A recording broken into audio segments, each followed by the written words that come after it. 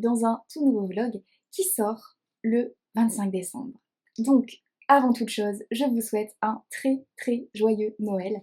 Je le retirerai probablement en fin de vidéo, mais je vous souhaite vraiment de passer de très très très joyeuses fêtes de fin d'année, bien entourées, voilà, avec beaucoup de joie, de bonheur, de bonne humeur, de sourires, de câlins. Voilà, je vous souhaite plein de belles choses.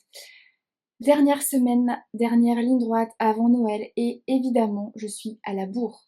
Comme chaque année, il me reste des milliers de choses à faire. Je n'ai évidemment pas terminé mes cadeaux.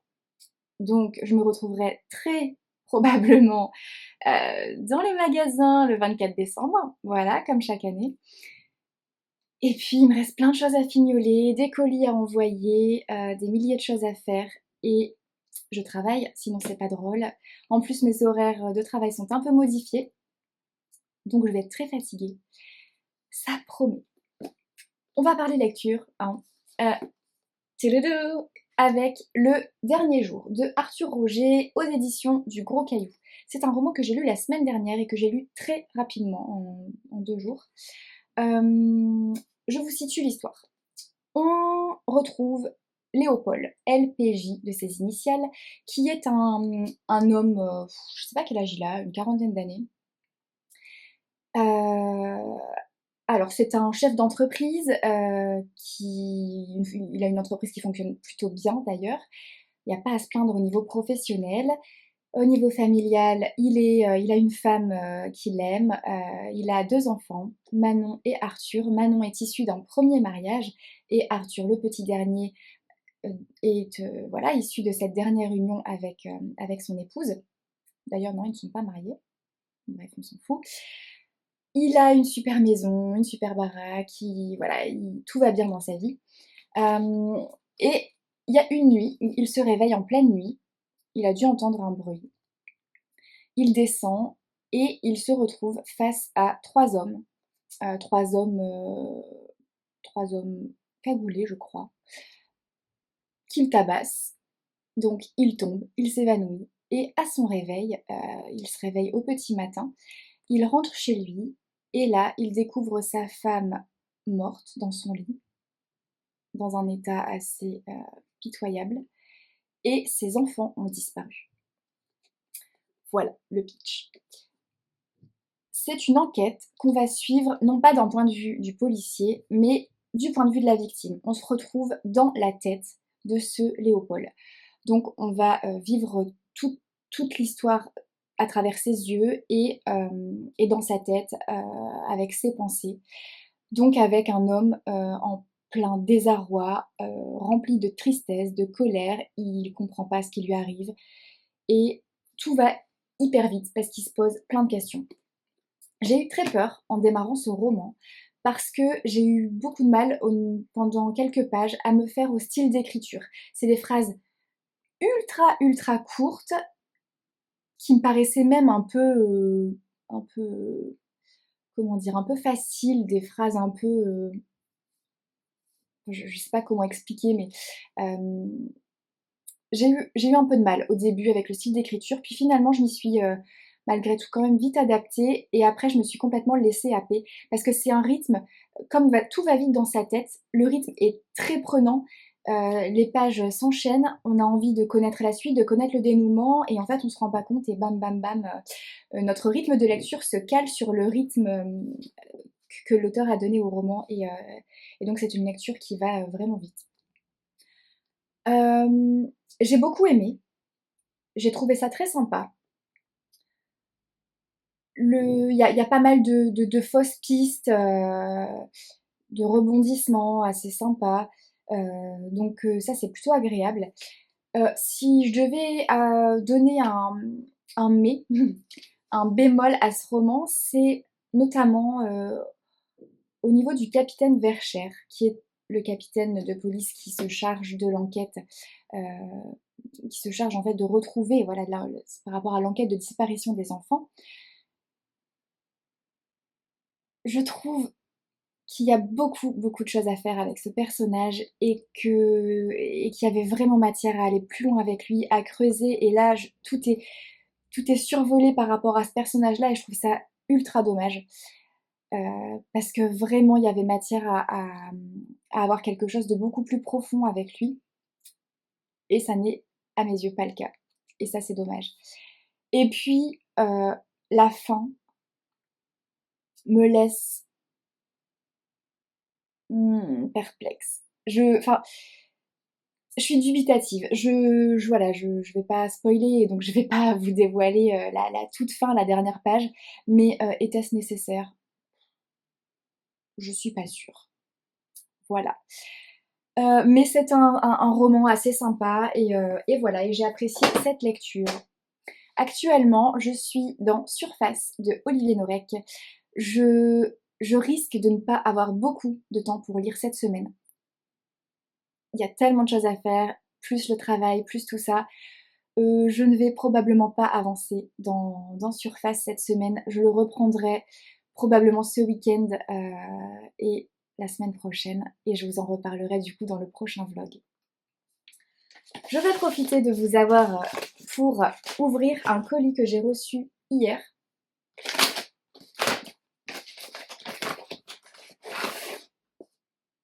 Oui. Alors, il s'agit de 2 romans de chez Albin Michel. Le premier, c'est le tome 3 des Chroniques de Bond Street de MC Beaton. Je ne vais pas vous lire la 4e de couverture parce que c'est un tome 3 et que je ne voudrais pas risquer de spoiler ceux qui n'ont pas lu les premiers tomes. Et d'ailleurs, ils sont dans ma bibliothèque, les premiers tomes, et je ne les ai pas encore lus. Je vais lire le premier début janvier. Et le deuxième roman qui me faisait très très envie, c'est Sous un ciel de faïence. C'est un roman de Céline Laurent, je ne sais pas comment ça se dit. Révélation du prix Mimier. D'accord. Je vais vous lire. D'habitude, je ne les garde pas, mais là, je vais le garder quand même. Alors, bienvenue sur la ligne 6 du métropolitain.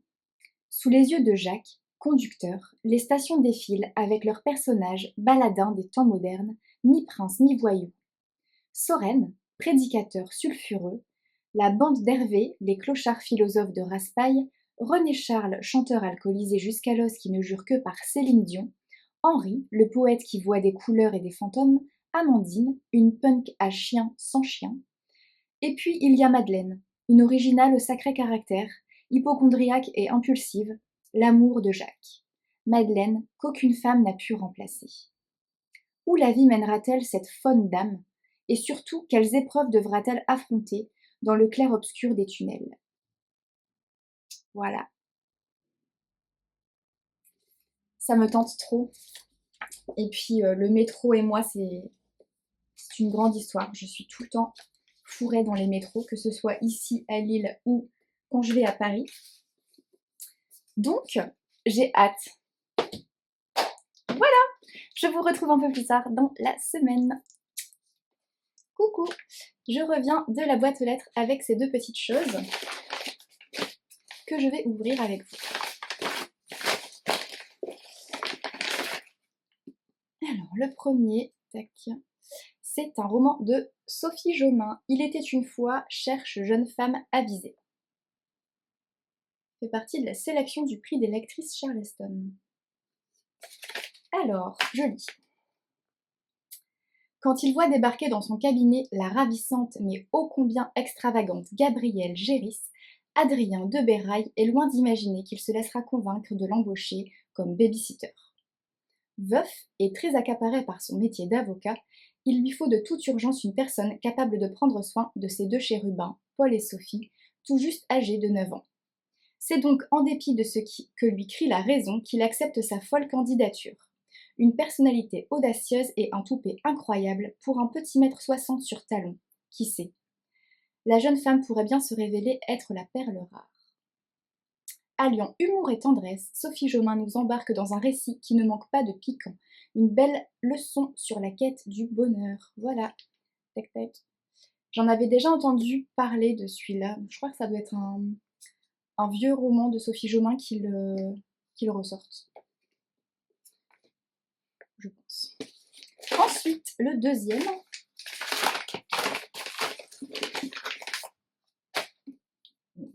Cette couverture est magnifique. Les roses de Somerset de Leila Meacham. Magnifique. Oh, ça brille de partout, c'est trop beau. Alors, Aubucker, Texas, 1976. N'importe quoi. 1916.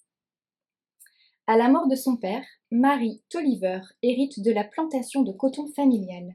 La jeune femme devra-t-elle sacrifier son amour pour Percy Warwick, mania de l'exploitation forestière, pour faire vivre le sol de ses ancêtres? Confrontés aux trahisons, aux secrets et aux tragédies qui les entourent, renonceront-ils à ce qui aurait pu exister, non seulement pour eux, mais aussi pour les générations suivantes? Dans ce récit haletant, Leila Meacham renoue avec les codes des grandes sagas historiques pour mieux les réinventer. Cool. Ah, dis donc, même les pages, elles sont colorées.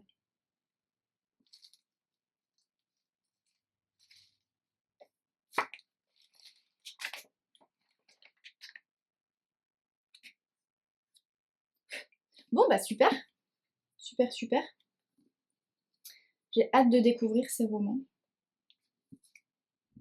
Trop chouette. Merci Charleston. Ah, mais alors celui-là, ça ne va pas aller du tout avec les autres dans la bibliothèque.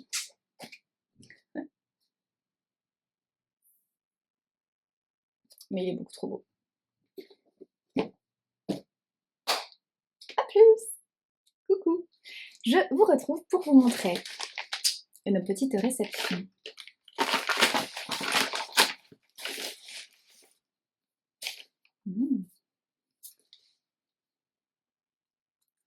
Je peux très bien me passer de toi de Marie Vareille. C'est un roman qui est sorti pareil il y a un moment. Je dis pareil parce que l'autre jour j'ai reçu des romans de poche de notamment un de Sophie Jomain qui je crois est un ancien roman qui vient de ressortir. Et donc là, je peux très bien me passer de toi, c'est pareil. Je ne l'ai pas et je ne l'ai pas lu, mais je crois que c'est un roman qui est sorti il y a un moment déjà et qui ressort avec une nouvelle couverture. Tchouk, magnifique. Et d'ailleurs,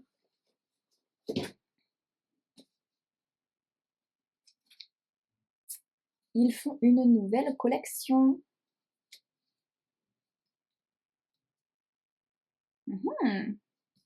Édition collector. Ils sont beaux. Alors, je peux très bien me passer de toi. Ça donne quoi? Chloé, 28 ans, et parisienne jusqu'au bout des ongles, enchaîne les histoires d'amour catastrophiques. Un jour, elle conclut un pacte avec son amie Constance. Chloé devra s'exiler en pleine campagne avec l'interdiction d'approcher un homme et réaliser son rêve de toujours, écrire un roman. Constance, incorrigible romantique, s'engagera à avoir une aventure d'un soir avec un parfait inconnu. De Paris au vignoble du Bordelais, en passant par Londres, cet étrange pari entraînera les deux amies bien plus loin que prévu. Réussiront-elles à tenir leur engagement? Cool. Ça me tente bien, bien.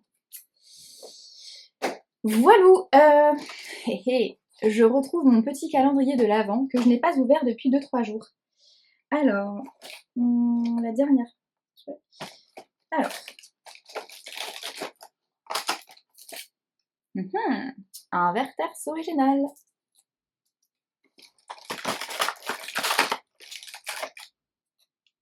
Un petit Père Noël.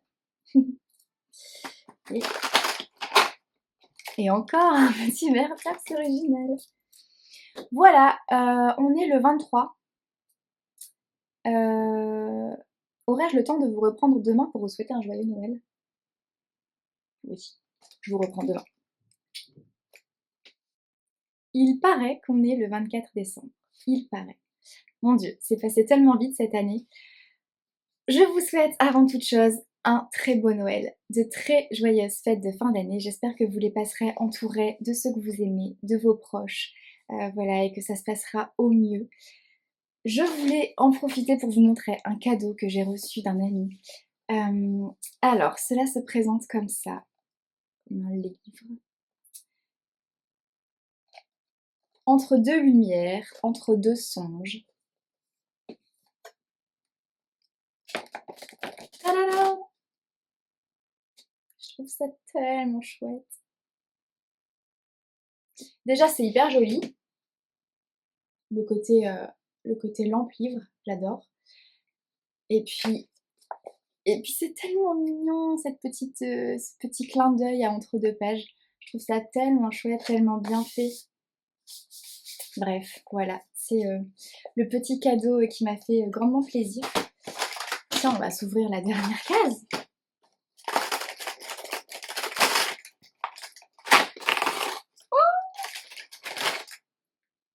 Oh mais oui, merci. Oh, c'est trop chouette. Merci Steph. Dans mon calendrier de l'Avent, pour la dernière case de ce calendrier, il y a une pochette à livres. Elle est trop chouette. Je prends le premier qui me passe sous la main. Le premier livre de poche. Trop chouette. Ah, trop chouette. Merci beaucoup Steph. Je t'embrasse si tu passes par là.